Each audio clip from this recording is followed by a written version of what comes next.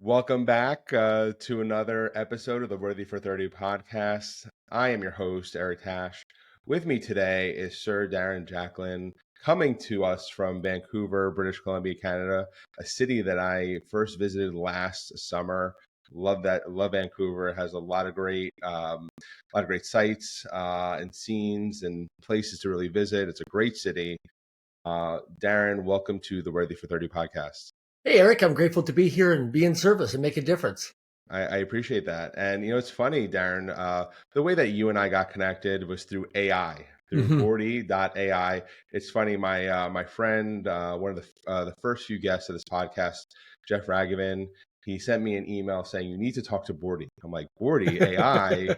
I'm like, I don't know. I'm a little reticent. And then it was funny. I spoke to Boardy, and it's like you and I talking right Hmm. now, very natural. You don't know really that you're talking to AI unless someone tells you it's Boardy.ai. And I told Boardy about my podcast, and he said, you know what, you should talk to Sir Darren Jacklin. And here we are today on May 23rd at 12 o'clock Eastern talking. And I can't recommend Boardy enough. Like any AI platform, and Darren, I'd love to get your perspective, Hmm. but any AI platform, it takes, it needs inputs, for it to grow and to scale and to refine itself. So yeah, again, so far so good. What's your experience with Boardy? It's great. I've been using it well over a year now, and I actually have a weekly standing recurring call every Friday with Boardy. Boardy calls me and gets me a weekly progress report and update. And I actually leverage Boardy to actually look at acquisition targets across North America for me. We're doing a roll up right now with one of my companies, Smashing Numbers. We're growing that Hmm. to an 8-figure company. And so it actually looks at CPAs, chartered professional accountants that are retiring, that are in their Okay. 60s, that are in the United States or Canada, that own a bookkeeping, accounting, or tax planning practice that want to retire. And so what it does, it sets up a few different discovery calls for me. So I get a chance to get on a Zoom or a telephone call with the potential seller and just explore and collaborate possibilities to see if they're open to exiting from their practice and rolling up into Smashing Numbers. So it's a great tool to work with, but you got to prompt it and you Hmm. got to build a relationship with it. And that's what I do. I've spent hours with Boardy, many hours over the last Hmm. year plus. And so the more you put into it, the more you get out of it. But what I find is transparency, authenticity, and vulnerability, and just be Hmm. straight up with what's going on. And the more that you can be straight with it and honest with it, the more it can be of service and help you because it's incredibly intelligent with what it does. Yes, absolutely, absolutely, and I like that. Just reaffirming the need to spend time with it and to provide it input and provide value, so Boardy can provide value back. In terms of what your objective is. Of course, connecting you with opportunities or with people like you and I today. Hmm. Darren, it's funny you've said of service, a couple of times within, the first, couple minutes of this podcast. I'd love to understand why is it so important, or perhaps, providing us with your origin story of where Sure. you are today as this, this entrepreneur, this super successful entrepreneur. Not only are you super successful by the numbers, but also you're using it as a platform to help others, to pay it forward, to really, set that example. Again, the Worthy for 30 platform is about talking to people like yourself, Darren, who are doing well at the same time doing good. So love to understand of service, but also with ensconced into your origin story. Sure. Yeah.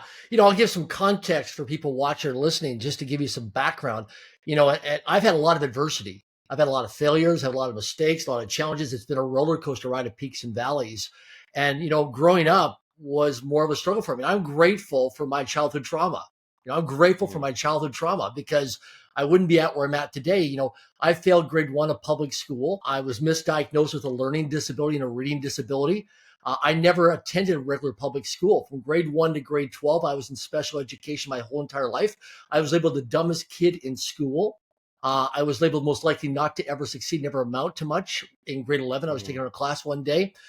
But because of that childhood trauma, at age 7, I created my first business called Rent a Kid. And I would go out and knock on doors all over my neighborhood, solving problems and serving my community. And what I discovered at a very young age, is that we don't have money problems in life. We see people all the time on social media talk about money problems.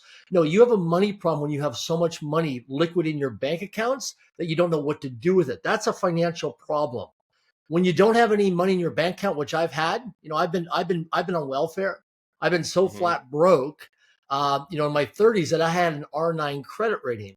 Now, most people watching or listening to this have no idea what an R9 credit rating is. But anybody that comes from the credit reporting industry in North America will know what an R9 is. And they're probably laughing right now because an R9 credit rating is the worst possible credit score you can get in North America. Like it's lights and sirens. Like you are high risk profile for any type of credit. Like hard money lenders won't even touch you in North America. Like I was so financially broke in my 30s that I went to declare personal bankruptcy and I couldn't afford the bankruptcy fee. So I couldn't declare personal bankruptcy. So I've been upside down financially. And today I'm a multi-millionaire. But the thing is that what I've learned in my life is, a lot of practical, hard lessons. Failed grade 1 of public school, misdiagnosed learning disability, reading disability, barely passed public high school, lived on welfare, was homeless, living on the streets, eat my next meal of a garbage dumpster. But I'm grateful because when I was flat broke, living on the streets, eat my next meal of a garbage dumpster, when I did get money, I learned to stretch that financial dollar. And I learned how to multiply a dollar and turn it into $3, $5, $10. Because when you're flat broke, not knowing where your next meal is going to come from, you really learn to get creative and imaginative and resourceful when you're down and out. And I'm grateful, man. It was mental toughness lessons that I learned, street smarts. But what I learned was, in my 20s and my 30s, I had no integrity. I'll just be fully transparent. I had no integrity. I used to lie. I used to exaggerate things. I used to embellish things. I used to BS people all the time just to try and close a deal or get a sale or meet a girl. And what I discovered was for many years, I wore this mask because I felt as a child I was never ever good enough. So I had something to prove because, I was labeled the most stupidest kid in class, labeled most likely not to ever succeed. So that really affected my ego and my self-image. And so growing up with the negative self-talk and the belief that I'm not good enough, I'm not smart enough, I'm not worthy enough, I'm never going to amount to much, really impacted me. I was suicidal in my late teens, early 20s, did multiple suicide attempts to end my life, all these things. And at age 38, I'm 53 now, at 38 years of age was the turning point in my life because I was off the hook. I was lying, exaggerating, embellished things, throughout my life just to try and close deals as a business owner, as an entrepreneur. And what I realized, I got off the hook because I never had to confront myself. See, I was always on the run and I never had to deal with myself because that was the ugly side of myself. I never wanted to deal with myself. That was my blind spot. And so how can I expect to have power? Like I was the guy that say, hey, I'll get something done for you and not follow through with it. And so what I discovered from my life experiences is that talk is cheap. But you see, most people cheapen their talk because their words have no power. And there was a period of time in my life, Eric, that my words had no power. Today, I do multi-million-dollar deals. I've made millions of dollars. I've done lots of things in my life. And people say, Darren, what turned around for you? Like, man, you went from being an R9 credit rating, homeless, financially struggling on the streets, getting your car repossessed, living on welfare. And I went from a period of time where I was not even living paycheck to paycheck. I was living panic to panic. So people, 78% of the North American population live paycheck to paycheck. 1 in 4 North Americans don't have access to $400 liquid cash. Okay. But I was one of these guys that was living panic to panic. I didn't know where my next dollar was going to come from. I didn't know where my next meal was going to come from. Right. Because of those adversities. And so because of that mental toughness, training development, as I look at it as a seminar. It taught me a lot, street smarts I could never learn in a book or at a college university, but I wasn't smart enough to go to college university. But the thing was that I was somebody who was very mistrusting, and I was somebody who had a lot of broken promises, a lot of broken agreements. And I was very suspicious of other people. So I had to do a lot of work from the inside. So what I did, one of the things I did is I hired an integrity coach. I put money down, paid an integrity coach to come into my life, rip my life apart, and show me all the areas of my life. I do an audit on my life when it comes to integrity, how full of BS I am, how much I exaggerate, lie, embellish things in my life. And I tell you, it was the most uncomfortable thing I've ever done other than climbing Mount Kilimanjaro a few years ago. It was so terrifying for me, but it gave me the greatest breakthroughs because what I realized is that my talk was cheap. My words had no power. And so because I was mistrusting and suspicious of other people all the time, because why? Because the greatest thing for me, Eric, in my own life was that I couldn't honor and keep my commitments to myself. See, I'd wake up in the day and I'd make a to-do list years ago. And at the end of the day, I didn't check off a lot of those things as complete to-do list tasks. So if I can't even complete my own to-do list task and keep my own personal promises to myself, which is my personal integrity, then how Hmm. do I expect anybody else to do that? So what I did is I took on the training development in my life is to commit to my commitments, even when it's hard, even when I don't feel like it, even when I'm tired, even when I'm jet lagged, whatever it is. I commit to my commitments. And the key thing is it's about honoring my word so that my word today has power. And so the thing is, I live my life today that when I give my word to something like, we had a breakdown just before I came on this call. We had a technical challenge, but Hmm. I got proactively in communication to email you and to let you know it's going to be a few minutes late. Then I wrote down as a thing that is my bad is I didn't have your cell phone number or I didn't have a phone number to reach you as a contingency plan. So going forward, I know now I have a structure in place in my life that if I do another podcast with you or somebody else, that I will have an email address and I'll have a cell phone number. So I have two contingency plans just in case something happens. Right. So I'm always training, Hmm. developing myself to say, how do I get better? How do I improve as a human being?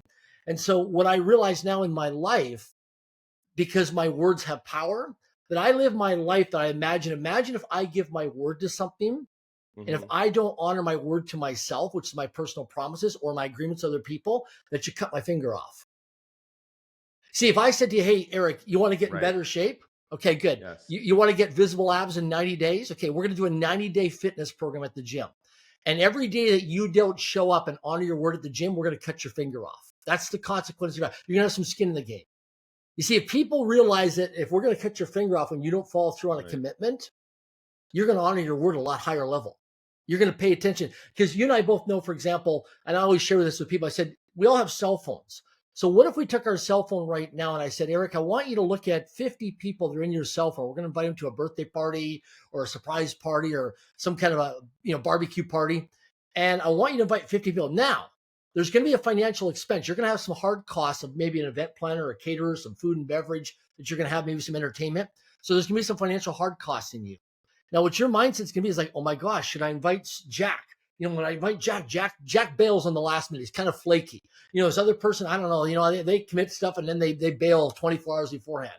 So you become very mindfully selective of who you invite to come out to things because you've got some financial skin in the game. Because you have a listing of these people that, oh, that person's not reliable. That person won't follow through. That person, like, oh man, if I contact Sir Darren Jacklin, he says he's going to be there, it's a done deal. I don't have to send him an Uber. I don't have to send a Yeah. calendar invitation. I don't have to send our friend a Right. reminder. Like if he gives us word to something, he's going to be there. And I used to not be that guy in my 20s and my 30s. And so what I discovered at 38 when I had the big turning point in my life was that I am going to take on the accountability and responsibility of being my word. And when I break my promises, because I'm playing a big game in life and I'm juggling lots of balls and some of that, but when I break my word, I'm going to be very proactive to be in communication to restore my integrity. Even if it's uncomfortable, even if I feel embarrassed, even if I'm scared, I'm still Hmm. going to do it and man up and be proactive and restore my integrity because my words matter. Yeah, words matter, yes, and it's not just words matter; it's commitment and following up on that commitment. And again, if you're going to say you're going to do something, you're going to do it. Yes. It's funny. It's funny that you say that, Darren. Because one thing that I struggle with sometimes is not necessarily the commitment, but it's also that balance between being self-aware and self-conscious. Yes. Self-aware is like self-aware is like you understand your emotions and your behaviors, and then self-conscious is like you ruminate and you're like, oh shit, Yeah. like what did I say, like what I said, did it land properly with the person who I said it to? So how do you balance being self-aware and self-conscious? So big thing for me is communication, right? And so what I do is I've always what I've learned now is to be transparent with people and to also be vulnerable. Vulnerability was a sign of weakness for me growing up, right? It was never Hmm. safe. It was always scary. So what I do now is I express emotionally what I'm feeling in terms of that. Hmm. And that makes a big difference in my life is being fully transparent. So for example, I was on a call the other day with a team of people and we were going through accountabilities on who's being assigned what tasks and by when. And I put up my hand in front of a group of people. I said, "Can I?" I said, "We're on Zoom video." And I said, "Listen, I don't know how to do this task. I'm not that technologically savvy, and I'm making a request right now. Can somebody on this call we can jump off this call afterwards and set up a time that you can walk me Right. through on how to set that thing up, because I have no idea. I'll take on the accountability, I'll get it done, but I don't know what to do. I don't know how to do those steps, but I'll make it happen. And so it was scary for me to do that. But I was self-aware that, hey, right now I'm giving my word to something, right? They're delegating Yeah. tasks to people. I'm giving my word to something and I'm saying yes. And I have no idea what to do. I don't even know how to do that. And I'm saying yes to it. Because in my old self was I wanted to look good. I wanted to be the nice guy. I wanted people to like me, right? So I'm just gonna be the people pleaser and put my hand up and say yes, and then not follow through, and then not deal with the consequences. Oh well, get over it, and then ghost people and go missing with people, Yes. right? Because I don't want to look at that, because that's the ugly side of myself. That's my blind spot, right? Right. Yeah. And I No. just go through lots of people. No. Yeah. Absolutely. Go through lots of people, and you want to look good, or like again in your past. And I don't want to look bad either, right? You don't want to. Yeah. Right. I Exactly. want to look good. And I don't want to look bad. Exactly. And it's funny as I've gotten older, and what's really, to your point about vulnerability, 30-year-old Eric would be like, I'm going to say I know this, right? But now, it's like, what's really powerful is that vulnerability is like, I don't know, or I don't understand. Like, I think that's the most powerful question or statement to make. Let's say you're in a work situation and you say, I don't know, or I don't understand, because that's showing your level of curiosity. Like, to your point, Yes. like, you're not yesing that person to death. Like, it just to make yourself look good, or, not to cause any friction. But by saying, I don't understand, or I don't know, again, it's not like you're deflecting responsibility or accountability. It's the opposite. You're Mhm. showing your intention to learn, to understand, to fully grasp what's being discussed. So I think that's huge. That's huge that you've made that commitment, one, and you made that commitment to also to show that humanity, to show that vulnerability to other people, which I imagine they're receptive to, which I'd love to understand, from your businesses. You mentioned, was it Smashing Numbers? Smashing Numbers is our international bookkeeping, accounting, tax planning firm. Yeah. Right. And also you're on the board of EXP, which is a real estate brokerage firm, to my Yeah. understanding. So I served 10 years on EXP World Holdings, which is a Mm-hmm. publicly traded company on NASDAQ. So I helped as a team member take that from a startup to a multi-billion-dollar company in 24 countries with about 88,000 licensed agents.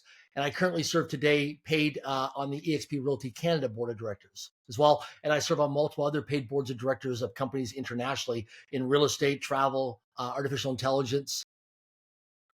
And Yeah. so what right, so in terms of your expertise, it sounds very like category agnostic, right? Like, Mhm. what, like, if someone is reaching out to Sir Darren Jacklin, like, what are they seeking?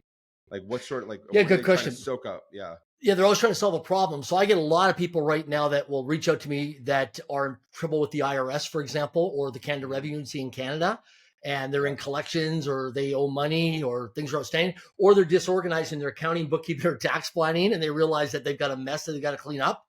So I have a lot of those 911 calls that people reach out to me and say, "Hey, I need to talk to somebody at your Smashing Numbers team to sort this out, because this is too painful to deal with." And Mm-hmm. because there's a lot of people in the world that avoid, right? They avoid, they don't take care of their accounting, their bookkeeping, tax planning. I was one of those guys, man. I was irresponsible growing up, right? I was anti-government, don't want to pay taxes and misuse funds and stuff. So people reach out to me for that. A lot of times people reach out to me for, like right now, because I'm very focused on acquiring firms, like acquisitions. And then I also have a large real estate portfolio across North America. But primarily people right now, I get headhunted right now to serve on paid advisory boards and paid boards of directors for various reasons. Number one is because of my track record. I was a very successful corporate trainer for 25 years in 50 countries, trained over 1 million people. I've been to NASDAQ 3 times to ring the closing bell, which very few people ever go to NASDAQ at least once. I've been there 3 times during the closing bell in New York City. And I've been to the Cboe Exchange in Chicago. I helped build a company from a startup to multi-billion-dollar company. Mm-hmm. And I'm also building my own 8-figure company right now. One of my companies, Smashing Numbers. And then also I got knighted. I was one of very few people in the world to ever get knighted by a Mm-hmm. royal order, a royal family, to be knighted. And then my backstory of a lot of adversities and challenges and failures and setbacks. Mm-hmm. I'm very tough. Like when things go sideways, worst case scenarios, like that's where I'm really calm. Like, so I'm like a first responder. First responders, when they respond to high risk situations, a lot of them are very calm because they're professionals. Mm-hmm. They're trained in worst case scenario situations. So Right. in business, it's a roller coaster of peaks and valleys all the time, right? You're getting hugged and Yes. slugged, you're getting kissed and kicked, and you're getting supported and challenged. There's always a balance, right? Right. And so I'm the one that's always balanced taken the hugging and slugging, the kissing and kicking, and the sporting and the challenge, because I've been trained and developed through a lot of adversities and challenges. So most people who go the academic route and get a college degree or university degree, an MBA or PhD, they've never been on the street and beaten up on the street. So when things get tough or uncomfortable, they freak out, right? And that's where I go really calm. So I'm very good when someone says, hey, I want to build a multi-million-dollar, or, like Glenn Sanford, the founder of EXP, when I got introduced to him back in 2013, this guy had audacious goals to disrupt the residential real estate industry. And people laughed at him and criticized him and thought he was absolutely crazy and he's drinking the Kool-Aid.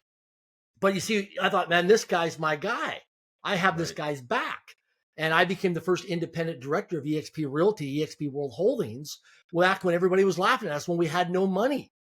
When we're building airplanes, we're flying it. And we built it into the fastest growing residential real estate company in the history of the world. And we took a lot of heat, a lot of criticism. A lot of people laughed at us. Well, I tell you, but in 2018, when we went to NASDAQ and did an uplist to NASDAQ and did over $1 billion market cap on our first day of trading, that changed a lot of people's mindset. To people like, what the heck's going on? And then I get the phone calls and the text messages of people saying, why didn't you push me back in 2013 or 2014 to join the company or to invest in the company? I said, listen, I shared with you, but what we were doing, you laughed at me, you criticized me, you made fun of me. You thought it was a complete joke. That's on you, right? You got to look at because what I look at now, Eric, is when I meet people, I always want to know their backstory. And a lot of times I take people hiking. Hiking's my go-to thing now, rather than meeting in coffee shops or restaurants. I take people out hiking. Because when you take somebody out hiking, they are authentic, they're vulnerable, and they're transparent out in nature, out in the wilderness. Because if you want to, when people say, hey, I want to go to a trade show or a conference or a seminar, or we should go join a BNI or a Chamber of Commerce or an EO group. Yes. And people say, well, we got to build rapport, get to know you, like you, and trust you. If you want to compress time and get to really know somebody, people say, well, let's go golfing. Let's play pickleball. Let's go play tennis.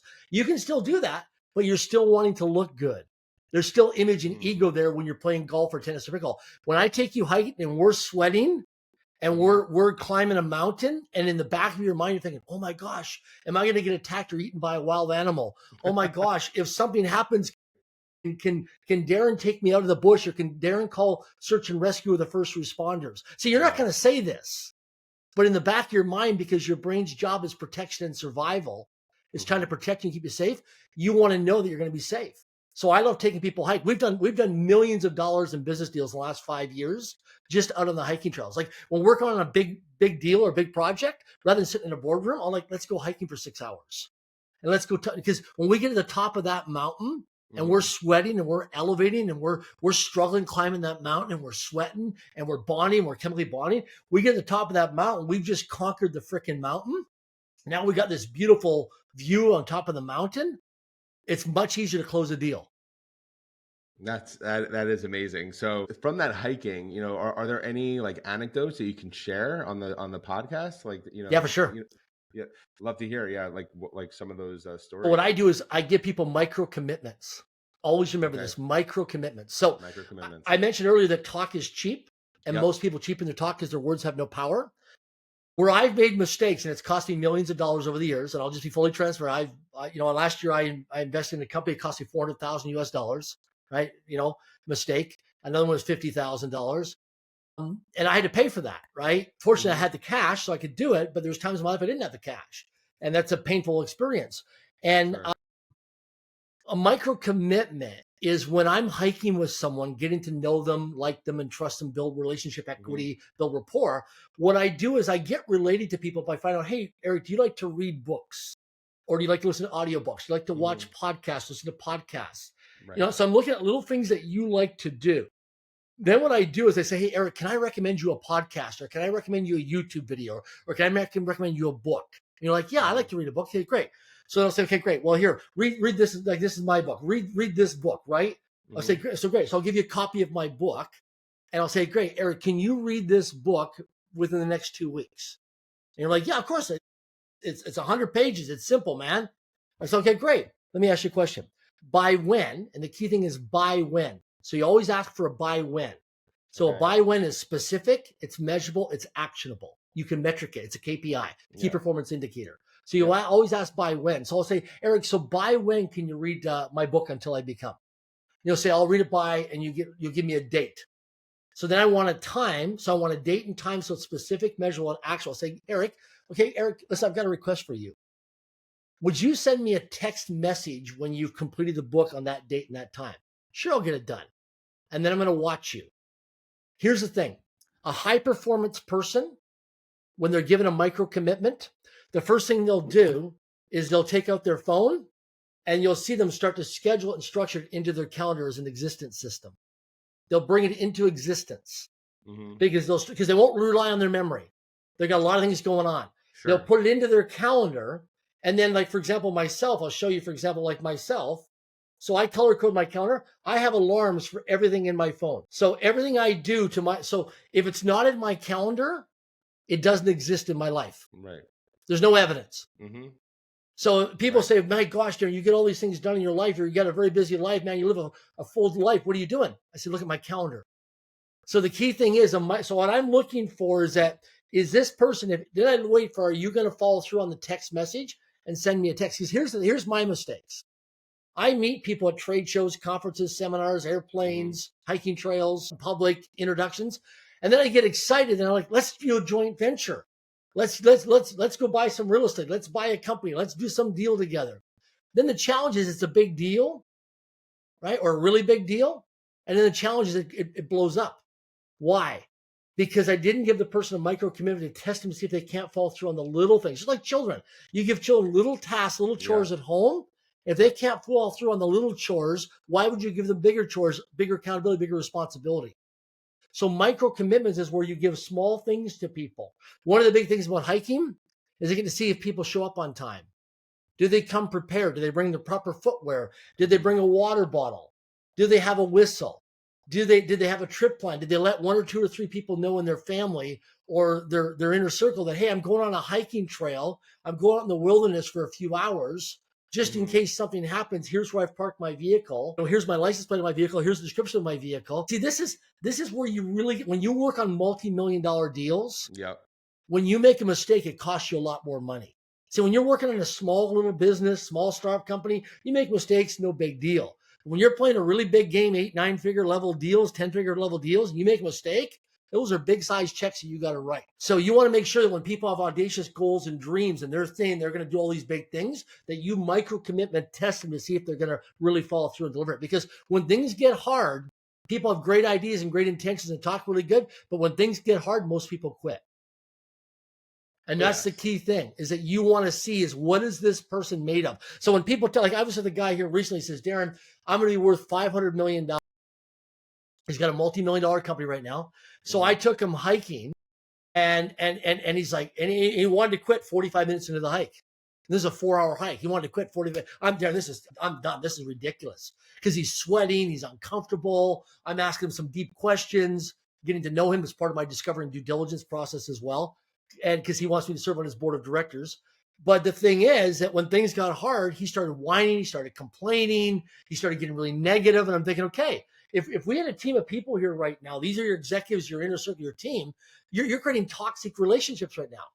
You should be, no matter how things are getting tough, you should be practicing your breathing. You should be focused on mental toughness. You should be expressing like, man, I'm struggling right now. I need to take a 5-minute break and just relax and reset here and just take some deep breaths.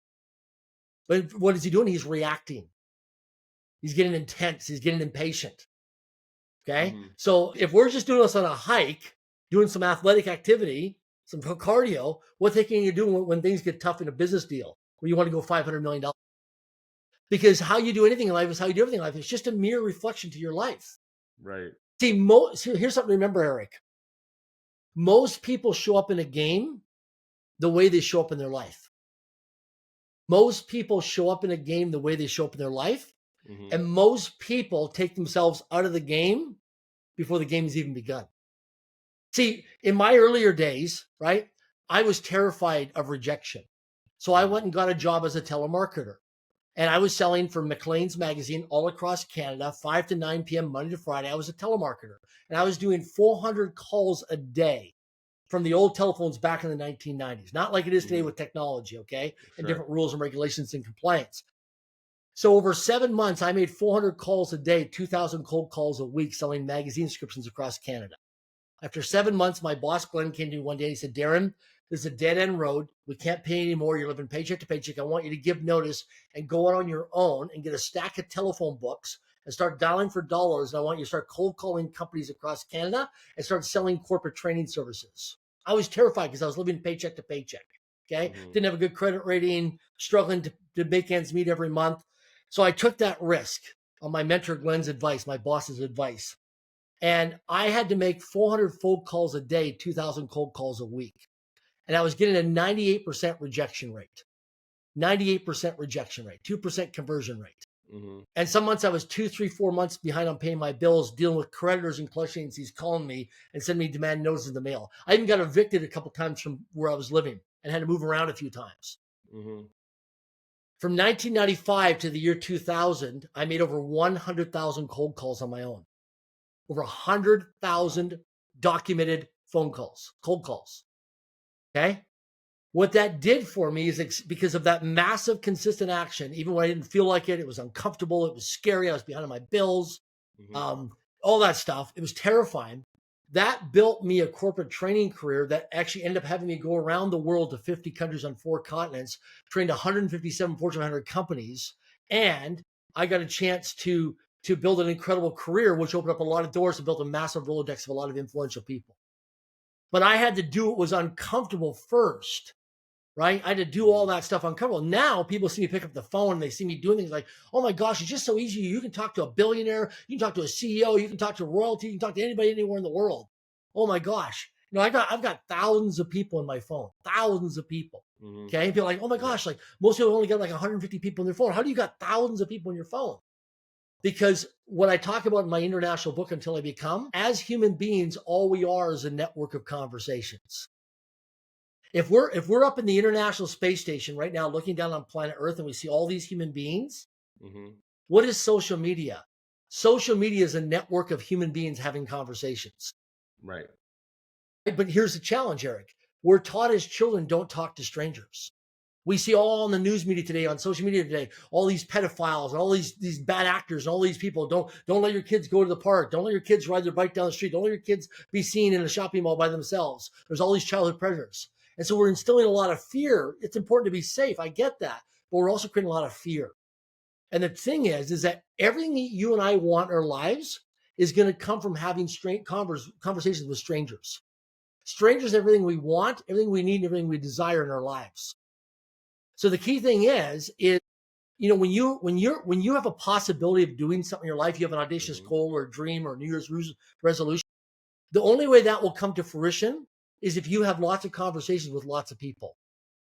Because all we are is a network of conversations, and opportunities get created inside of conversations. I'll give you an example.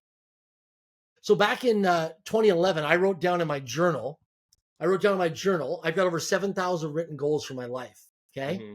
And in 2011, I wrote down in my journal that I wanted to get onto paid advisory boards and paid boards of directors of public and private companies. So I wrote down, I was flying from San Francisco to New York on United Airlines. And I wrote down on that flight, 73 people's names that were in my phone as contacts of people I could reach out to and have a collaborative conversation about how they get to serve on different advisory boards and boards of directors of companies throughout North America. And out of those 73 people that I wrote down, the majority of them all said to me, Darren, you know what? It's wishful thinking, but you're never going to serve on paid advisory boards or paid boards of directors of public and private companies because you don't have an MBA, you don't have a PhD, you don't have a college university degree. So it's a great goal, but the chances of it ever happen are slim to none. So what happened was 2 years later, I get a phone call from an ultra high net worth family here in Canada. And they said, hey, Darren, we're in early stages of discovery process right now, looking to invest into a residential real estate company. Would you fly from Vancouver back to where we live at your own financial expenses and volunteer your time to be part of our due diligence team to look at vetting this residential real estate startup company? I said, yes, absolutely. Now, my friends and family thought I was absolutely crazy. You know why? Because I was volunteering my time for an ultra high net worth family. And they thought that my family and friends thought they were taking advantage of me because why doesn't this ultra high net worth family pay my travel expenses? Why do I have to volunteer my time when they're an ultra high net worth family? Here's the thing. I wanted 2 things. Number one is I wanted a seat at the table because I knew because if you're in the room, you're in the deal. right? Mm-hmm. I knew if I had a seat at the table, the chances of me getting involved when some project or some deal or some opportunity with that family incredibly increased the results, the chances. Okay. So I wanted to have a seat at the table. Number two was all I wanted to be in the conversations because I wanted to get trained and developed as, Karate Kid, the movie, wax on, wax off. I Mm-hmm. wanted to learn from people who are ultra high net worth, ultra successful. What are the structures, systems, and processes that they do every day to make themselves scalable and successful? So after 7 months, the family came to me and said, "Hey, what do you think about this residential real estate company called EXP Realty? What do you think about this company?" And I said, "You know what? I think they're really going to disrupt the residential real estate industry. They got no money. They're building airplanes. They're flying it. But this Glenn, the founder, I believe in this guy. And I've got this guy's back. This guy is going to do something. This guy's a genius. He's a very smart guy, Glenn." And so I said, "You know what?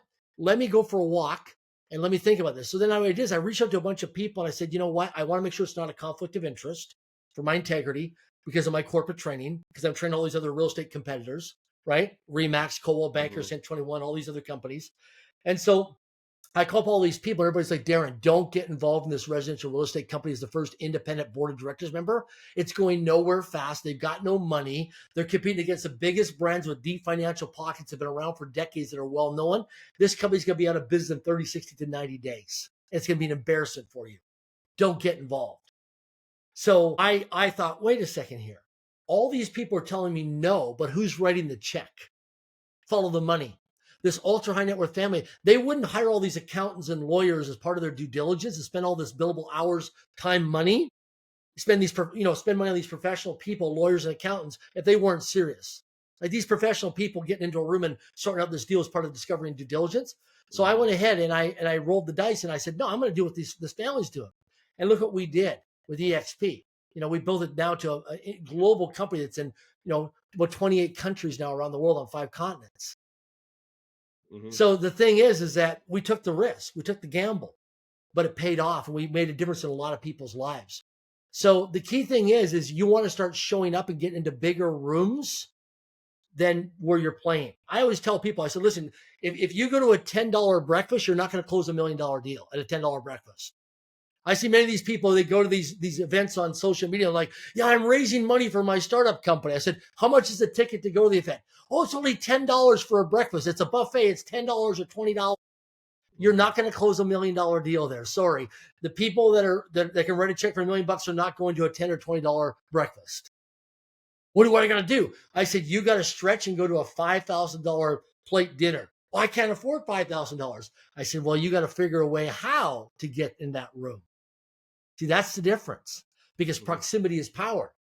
I like some of the people I have come out hiking with me are very influential people, CEOs, business owners, entrepreneurs, celebrities, sports athletes, billionaires, multi-millionaires, decamillionaires, hectomillionaires, all this stuff that come hiking with me. And I always say to people, I said, you got to get around what we're doing. Get around Link Foundation, our foundation. We're building 100 schools around the world because people want to give because our success is someone else's miracle. Our success is someone else's miracle. So the more prosperity, the more abundance that you create for your life and your family, then the more you can serve and create a ripple of impact and serve humanity if you like to. That that is amazing because as you're talking, the one thing, and I know we're almost at time, and I want to leave it here, but something that I've heard multiple times is the big CEOs, the Bezos, the Gates, the big names that you hear in the press, they're very quick to respond to email. Absolutely. I would love to understand, your perspective on that. Like again, like in terms of being super responsive. Like people have this like notion like they have no time. They have no time to respond to someone. Why is it so important for folks who, again, high net worth, super successful, to respond so quickly? Like, what does that show? What does Yeah. that indicate? So the more successful you are, Mm-hmm. the more accessible you are. Here's the distinction. You're not working in your businesses. You're working on your businesses. Mm-hmm. See, Elon Musk, he's got multiple companies, but he's not involved in all the day-to-day operations. No. He's high level. Bill Gates, high level. Jeff Bezos, high level. Myself, high level. I'm a visionary. I hire integrators to run the day-to-day operations and report up to me. Okay. So when it comes to emails or text messages or phone calls, we respond quickly because we have people run the day-to-day operations. Now, we are protecting our time. We are qualifying our time. We want to buy back our time, but we're filtering. Like, so I have a lot of people all the time, right? I travel a lot, but when I'm back home, like I am right now in Vancouver, when I come home to Vancouver, people always want to meet me. And I used to always go to the coffee shop meetings and the lunch meetings, the dinner meetings, the breakfast meetings, all that stuff. It's very time consuming. Okay. And it's very expensive on my time. So what I do now is I'll line up 10, 15, 20 people on a day and a time in a week or weekend, and I'll invite all these people at once to come meet me for 2 hours. I'll say, you don't have an hour with me. You got 2 hours with me, but we're going hiking on a beginner, intermediate, advanced hike. And it's so funny. So I get a calendar invitation emailed to everybody. And it's so interesting that all these people that want to come out and they want to pitch me or sell me or collaborate with me or pick my brain, and they come out, and it's a great filter in terms of qualifying and protecting time, because when I bring everybody out, not everybody shows up. And I have a couple people who are very protective of me show up, and they're part of my due diligence team, and they just watch and observe. Because behavior never lies. Behavior never lies. We're watching people's feet, not their lips. People talk a good game, right? But we see if they actually show up, because most people take themselves out of the game before the game's even begun. So we get, you want to meet with me? Want to meet with Sir Darren Jacklin? Great. We'll give you an invitation. You can come hiking with me. We'll do it at beginner hike. We'll do an intermediate. We'll do advanced hike. And what you're going to happen is you're going to have a chance to network with the other people that come out with you as well. And we get a chance to watch and observe. It's a filter. We also get a chance to give micro commitments to people to see and the reason why we do this, it's an integrity test. It's part of the discovery and due diligence process, because so many people, and that's the thing with responding emails. So that's what I do is I just put people into a filter, a funnel, and I bring them out hiking. And it's also good for their mental health and their physical exercise. But you'd be amazed that how much you learn by watching people when they come out hiking with you. Right? We had one guy one time, I'll tell you, Chris, I won't mention his name. We had a guy come out with us one time. This guy's like, yeah, I want to build this big company. He took off from the whole group of us. He left everybody behind. He didn't have any water, didn't have proper footwear. So you start to really see people. Like I had a guy, I invested in a company 2 years ago. Okay, I invested in this company. I don't normally invest in startup companies. And I invested in this because I've lost a lot of money over the years. I invested in this guy's startup company. This guy wanted to meet me. I said, okay, I'm going to be in Vancouver on this. It was in January. Okay. I said, the only time I can meet you is at 4 a.m. in the morning, and we're going hiking. Okay. This guy had to drive an hour. He lived in the greater Vancouver area. He had to drive an hour. It was in January, and it was pouring rain and pitch black. The guy got up at 12:30 in the morning. He drove for an hour and then slept in the parking lot. I arrived at 3:35 a.m. in the parking lot because I wanted to see what time he was going to show up. And he actually beat me to the parking lot. I arrived at 3:35 a.m., pitch black, pouring rain in Vancouver in January. Pouring rain. And we're going to get soaking wet on this hike for 2 hours. And this guy was already in the parking lot. And when I got out of the vehicle, it's pouring rain, pitch black, turned my light on. Darren, good to see you. How are you? Comes up, gives me a hug. Oh, man, I'm so excited to be here. Boom. That's when I wrote the check. He didn't even know. But at that moment, we didn't have to even go on the hike. You just showed me by your performance and your human behavior. So the next 2 hours, we're hiking. It's pouring rain. We're soaking wet to our underwear. He did not once complain. Did not once complain. That is amazing. And I think this is where we're going to put a pin in this conversation. To the founders, to the entrepreneurs, to the executives, pay attention to the details. Pay attention to the details. You make a commitment, that's one thing. But how you follow through on that commitment is another. Sir Darren Jacklin, tremendous insights, tremendous wisdom from the front lines of running multi-million, billion-dollar businesses, being a philanthropist, really building that abundance, creating that ripple effect in this world. Really do appreciate your time, and I look forward to the next conversation. Grateful to be here and be in service. Thank you so much, Eric. Thank you.